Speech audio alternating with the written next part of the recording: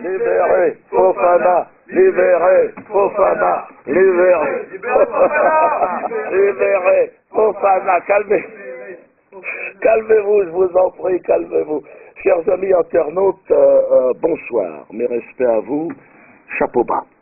Ce n'est pas sans une certaine émotion que je m'adresse à vous aujourd'hui. La France, notre pays, patrie des droits de l'homme et du progrès social, toujours en avance sur son temps, vient de franchir une nouvelle étape en dépénalisant cette semaine les crimes racistes. Libérer Fofana, vous l'avez entendu, c'est la ferveur, une liberté supplémentaire pour les jeunes générations à venir, pouvoir tuer l'autre, pouvoir assassiner l'autre en fonction de sa couleur, en fonction d'une odeur, d'une rousseur. Nos enfants pourront maintenant ratonner en toute liberté, pourquoi pas. Il faut aussi laisser les jeunes s'exprimer. Attendez, bien sûr, je précise, calmez-vous un petit peu parce que là je vous vois vous vous emballez, la loi va s'installer progressivement. Elle ne concernera dans un premier temps que les crimes commis contre les goyim, les noirs, les arabes, le blanc chrétien, la merdasse. Les crimes contre les juifs resteront, eux, passibles évidemment de la perpétuité incompressible, avec éventuellement torture, pourquoi pas. On peut tout imaginer. Ceci, évidemment, en rapport avec la Shoah. La souffrance de lumière. Shoah ananas, Shoah abricot, Shoah touche à mon cul pour voir ce que ça donne. Mais revenons, s'il vous plaît, bien sûr, sur les faits. Saïd, un homme tranquille et sans histoire, un père de famille aimant, un contribuable français, une vache à lait, comme on dit, a été froidement assassiné sur son lieu de travail, à Bobigny. Son seul tort, obéir à sa hiérarchie. Saïd va fermer la porte. Il va fermer la porte, Saïd. Mais non, ce ne sera pas comme ça que ça va se passer. Et surtout, être de type maghrébin et de confession musulmane. Ça, c'est la réalité. Pour cela, il a été abattu, rossé, mis à mort et finalement noyé par 6 jeunes barbares juifs, 6 jeunes intégristes surexcités, animés par cette haine viscérale que nous connaissons bien, la haine du goyim, la haine du non-juif, qui est très très présente en ce moment et qu'il faudra, j'espère, soigner un jour. Les 6 rats du canal de l'Ourcq, comme on les appelle aujourd'hui, oui, c'est leur nom, le gang des rats, c'est comme ça que l'on parle à Bobigny, ont signé la plus abjecte en réalité et la plus ignoble des agressions, de celles qui se commettent en meute, cette meute qui va commettre l'acte sur la personne isolée. C'est réellement absolument à gerber. Contrairement au jeune Ilan Halimi, Saïd, lui, ne sera pas abandonné encore vivant sur les rails d'un chemin de fer. Non, il n'aura pas droit à ça, Saïd.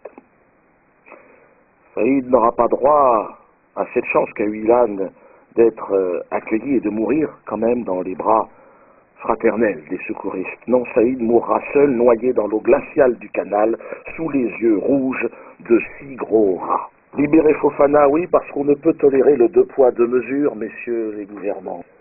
On doit imaginer un monde égalitaire, parce que 2 de ces rats ont été déjà libérés, on leur a pardonné. Alors eux aussi auraient été des victimes influençables d'une propagande, incitées à la ratonnade par leur maître à penser, évidemment, le très autorisé Éric Zemmour, qu'on a vu à la télé, qu'on voit en permanence sur le service public. Alors les gens y croient, les gens se disent c'est donc vrai. Ils ont aussi écouté la mise en garde de Thierry Lévy. Vous ne pouvez pas l'ignorer, le cyclope des Carpates, comme le surnomme ses collègues de la commandanture. Mais regardez tout de suite l'extrait de Thierry Lévy et du programme qu'il a pour les Français d'origine africaine. Écoutez ce discours, écoutez-le. Ne vous réfugiez pas derrière une liberté d'expression qu'au fond vous ne respectez pas. Je trouve le procédé assez malhonnête, je vous le dis. Vous employez des mots que vous allez regretter dans un instant, mais vous vouliez la paix, on peut en sortir très facilement. Vous savez, il y a une série, il y a l'injure, et après l'injure, il y a la loi, et après la loi, il y a les coups. Et vous le savez, il y a les coups. Et vous le savez. Thierry, sacré Thierry. Nous avons entendu votre message, ne vous inquiétez pas et nous l'avons bien compris, Thierry. Les coups, pour tout ce qui ne te ressemble pas. Et vous savez, le plus terrible dans cette affaire ne s'arrête pas là, il continue avec le traitement médiatique particulièrement injurieux auquel la victime devra faire face. Un deuxième assassinat. La puissance du lobby juif fera taire toute réaction politique ou médiatique.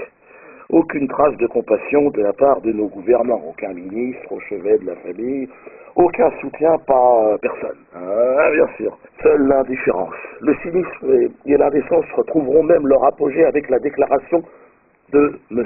Bernheim, grand rabbin de mes couilles, qui va aller dans une dépêche AFP jusqu'à laisser entendre que c'est Saïd qui a commencé à proférer des insultes antisémites. Oh non, putain, salaud. Ah, Bernheim. Bernheim, un nom que je connais bien. Souvenez-vous d'ailleurs des déclarations de ce riche producteur juif, Pascal Bernheim. C'était sur la télévision suisse. Écoutez, c'était très intéressant, très instructif.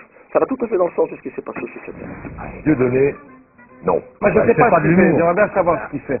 Tout ça est flou, tout ça est ambigu et tout ça a une petite odeur. Je pense qu'il n'est pas assez futé pour exactement manipuler les... un nègre. Il est un nègre. Sacré Pascal. Il me fera toujours marrer, Pascal. Ah, ouais, il n'est pas futé. Ah, c'est un nègre. Ah, non, mais quelque part, malheureusement, mes amis, il n'a pas tort. Il n'a pas tort. Il faut être un peu con, quand même, et pas très futé, pour se laisser humilier de la sorte depuis si longtemps. Bref, où sont les fiers guerriers qui vont défendre notre dignité? Nous ne le savons pas. En tout cas, à mon niveau, je vais vous demander de signer la pétition que je suis en train de mettre en place pour la libération de Fofana, de Youssouf Fofana. Alors, comment signer cette pétition? Vous allez sur le site LBS, certainement vous aurez toutes les instructions. Ça sera marqué, donc je ne vais pas vous expliquer. Il y a également, et ça je vous invite à prendre vos places pour la semaine prochaine, un spectacle de Sandrine que je donne qui sera uniquement dédié à Youssouf Fofana. Les recettes iront pour le bien-être de Youssouf, pour qu'il s'épanouisse, pour que lui aussi puisse avoir une seconde chance. N'hésitez pas surtout évidemment à réserver vos places. Le numéro va apparaître ici ou là. Ça c'est dans un sens ou dans l'autre, on s'en fout. Le numéro est le même, regardez bien. Ah ouais, mais toi tu vois rien, c'est pour ça, tu as un problème oculaire. Donc ensemble, glissons-leur une petite quenelle, quenelle jusqu'à la quenelle d'épaulé, ce que je dis, quenelle d'épaulé, c'est-à-dire méchant, et ensemble évidemment, exigeons la libération évidemment de Fofana. Donc j'ai demandé à mon équipe de venir. Bon alors, vous êtes masqués, évidemment, je veux que personne, la plupart sont jeunes, des jeunes comédiens, des artistes qui ont envie de réussir dans la vie, donc à qui je déconseille d'apparaître, voilà. Donc couvrez-vous, mettez-vous derrière moi, et ensemble, n'ayons pas peur des mots, libérons Fofana. Allez, venez les gars.